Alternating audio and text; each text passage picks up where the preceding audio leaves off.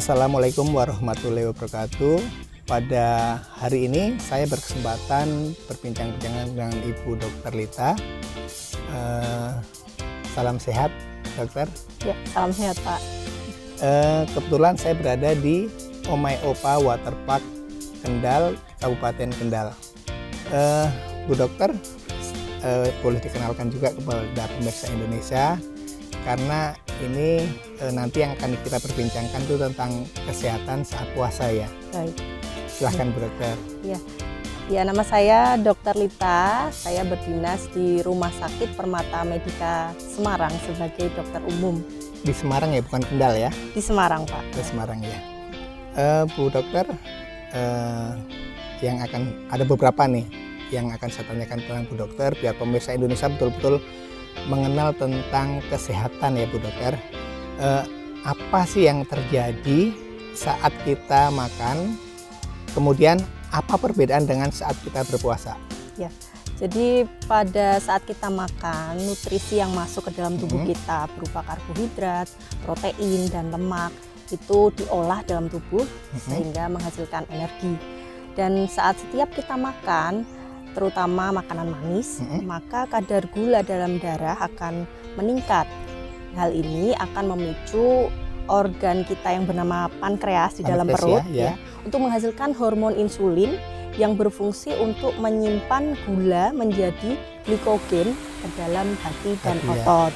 Ya, sehingga apabila semakin kita makan banyak, misalnya sering ngemil, itu akan memicu organ pankreas di dalam perut kita itu untuk semakin sering menghasilkan insulin. Nah, itu bagus nggak kalau gitu? Ya, justru semakin sering pankreas menghasilkan insulin akan membuat tubuh kita resisten terhadap insulin. Iya. Nah, itu satu siklus kira-kira selama 5-6 jam, Pak. Ya. Jadi kalau kita saat berpuasa 5 jam setelah kita makan sahur, itu akan terjadi penurunan kadar gula darah dari dalam tubuh kita. Nah, ini nanti memicu organ pankreas tadi untuk menghasilkan hormon namanya hormon glukagon yang berfungsi untuk mengambil cadangan gula atau glikogen dari dalam hati dan otot. Selain cadangannya di dalam hati dan otot, juga tadi disimpan juga bisa di dalam lemak yang menumpuk di dalam tubuh kita. Nah, kalau sudah setelah 12 jam kita makan, itu nanti lemak bisa dipecah juga menjadi energi apabila gula glikogen tadi di dalam hati dan otot sudah habis. Sudah habis ya? Iya. Jadi sebenarnya dalam kondisi tubuh kita yang normal, itu tubuh punya proses untuk menjaga keseimbangan, namanya kita sebut dengan homeostasis. Jadi misalkan kita puasa, di mana kita tidak makan selama kira-kira 14 jam, itu seharusnya tubuh tidak mengalami kekurangan energi. Malah justru sebenarnya itu untuk keseimbangan ya? Ya, betul. Ya. Nah, ini yang kedua, Dok. Apa saja manfaat puasa bagi kesehatan? Ya. Biar nanti pemirsa Indonesia itu betul-betul lebih mengenal, lebih tahu tentang kesehatan pada saat puasa. Ya. Jadi dari penjelasan saya tadi sebelumnya mengenai proses tersebut, tentunya dapat kita tarik kesimpulan bahwa puasa tidak hanya bernilai ibadah bagi umat Islam, tentunya banyak manfaatnya bagi kesehatan. Di antaranya yang pertama, dapat menjaga kestabilan gula darah ya. Yang kedua, Pak, kedua itu menurunkan lemak tubuh. Nah, tadi yang sudah saya jelaskan di proses sebelumnya, kalau tidak ada gula di dalam darah, itu kan tubuh mengambil dari cadangan yang ada di lemak dan otot, serta di lemak itu nanti bisa dipecah juga menjadi gula untuk energi dalam tubuh. Ya? Nah, otomatis kan kadar lemaknya akan menurun selama puasa itu. Kemudian manfaat keempat, bisa menurunkan tekanan darah, Pak. Ya. Jadi tekanan darah itu meningkat itu kan karena adanya sumbatan pembuluh darah oleh lemak-lemak atau plak. Ya. Jadi kalau lemaknya sudah berkurang, otomatis tekanan darah akan menurun. Ya. Kemudian meningkatkan kekebalan tubuh, ya, dari yang mekanisme autofagi tadi, ya, sel-sel tubuh kita akan menjadi kuat dan daya tahan tubuh kita jadi kuat. Sel-sel tubuh kan tuh membuat daya tahan tubuh kita dari penyakit. Ya, jadi manfaatnya itu terakhir mencegah penyakit-penyakit degeneratif kronik, resiko-resiko seperti penyakit diabetes, hipertensi atau tekanan darah tinggi, penyakit jantung, penyakit stroke, kanker maupun autoimun. Tapi tadi dok, kalau yang tadi ada mencegah penyakit degeneratif itu boleh ya menjalankan ibadah puasa ya? Nah itu memang beberapa kelompok yang tidak dianjurkan untuk menjalankan puasa.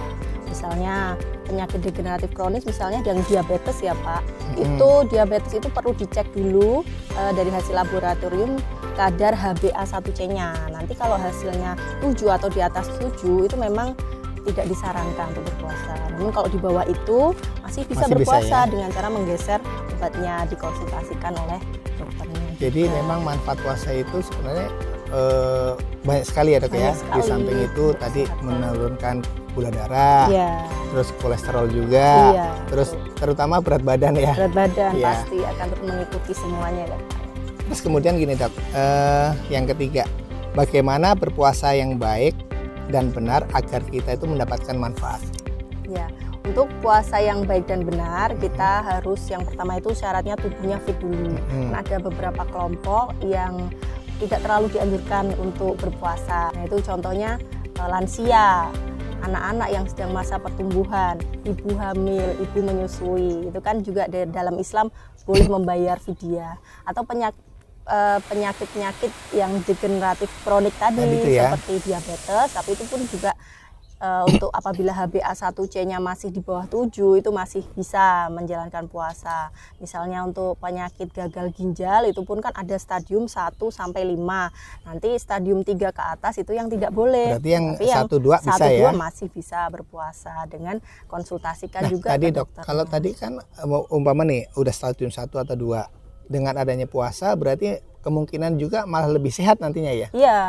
Yang kedua itu makan secukupnya, jadi tidak berlebihan. Tidak terlalu kenyang. Tidak terlalu jadi seperti porsi makan kita biasa. Ini saya mau menjelaskan contoh menu sahur ya, yang praktis aja. Kita bisa menggunakan roti gandum dengan lauk telur rebus ditambah sayur misalnya selada, timun atau tomat. Itu kan sudah mengandung nutrisi yang lengkap, ada karbohidrat, protein, lemak dan juga serat. Nah, tapi makannya bisa praktis, bisa ditutup nanti mungkin sebelum isya dengan potongan buah, dengan minuman yang sudah terbagi tadi ya, tetap terhidrasi supaya kita tidak dehidrasi. Kemudian untuk menu berbuka itu boleh Pak diawali dengan minuman manis, cuman gula yang dianjurkan ya hanya 1-2 sendok teh saja. Atau kalau bagi orang yang sedang menjalankan program diet, menurunkan berat badan, menggunakan gula pengganti. Mungkin minuman lain bisa jus tanpa gula atau air kelapa. Kurma juga boleh ya? Boleh. Setelah minum manis kan kita ya seperti sunnah Rasul ya Pak ya, itu menggunakan snack kurma 3 biji itu, kemudian baru sholat dulu, sholat maghrib, sholat raweh, baru kita lanjutkan dengan makan besar malam, supaya tidak kaget lambungnya untuk langsung makanan berat gitu. Nah,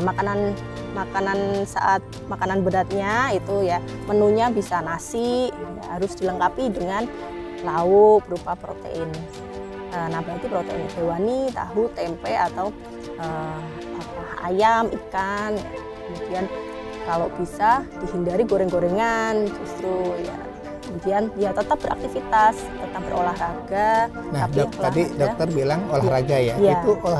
Itu olahraga apa kira-kira yang cocok pas kita menjalankan puasa ini? Olahraganya yang ringan saja Pak, seperti jalan kaki atau senam. Senamnya yang ringan juga ya, sama 30 sampai 60 menit dan waktunya itu menjelang berbuka atau setelah berbuka puasa. Oke dokter, sangat jelas sekali nih penjelasannya tentang makna puasa untuk kesehatan ya. Kemudian Bu Dokter atas waktunya juga, mudah-mudahan ini bermanfaat untuk kita semua dan pemirsa Indonesia khususnya di Pusparagam Indonesia. Terima kasih Bu Dokter, selamat menjalankan ibadah puasa. Assalamualaikum warahmatullahi wabarakatuh.